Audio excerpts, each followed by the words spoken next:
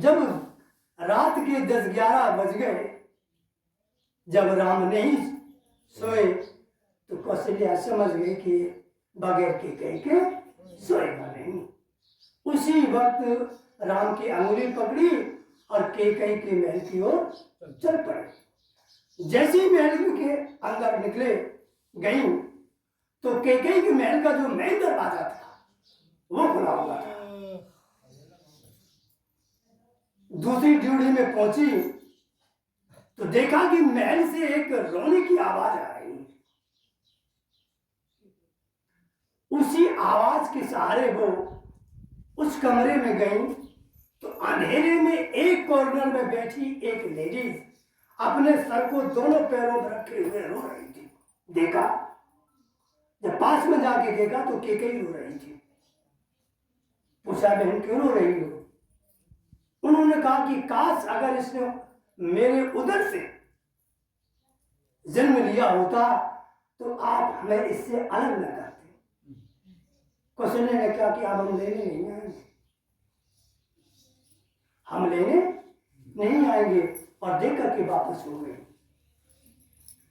माँ और बेटा खेल खेला करते थे, जैसे शतरंज नहीं खेली जाती है ऐसे खेलते थे दोनों।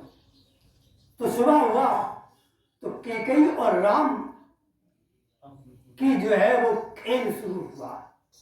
उस खेल में राम ने कैकेयी को हरा दिया।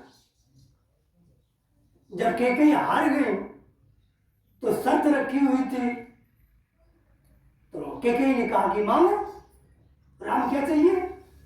और इतनी कैकेयी राम के लिए उन्होंने अच्छी मड़ियों की माला ला करके राम के गले में डाल दी।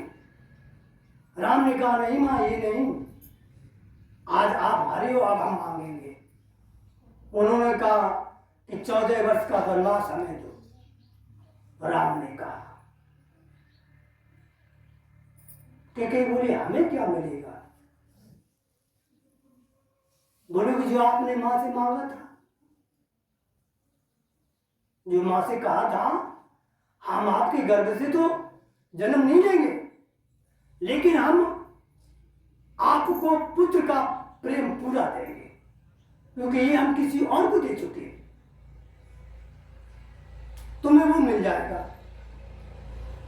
तो बोले राम, ठीक है, हमें स्वीकार है, 14 वर्ष का वनवास तुम्हें हम दे रहे हैं। उन्हें सुनो, पहले 14 वर्ष का वनवास में आपको सबसे पहले विधवा होना पड़ेगा, स्वीकार है? बोली है स्वीकार।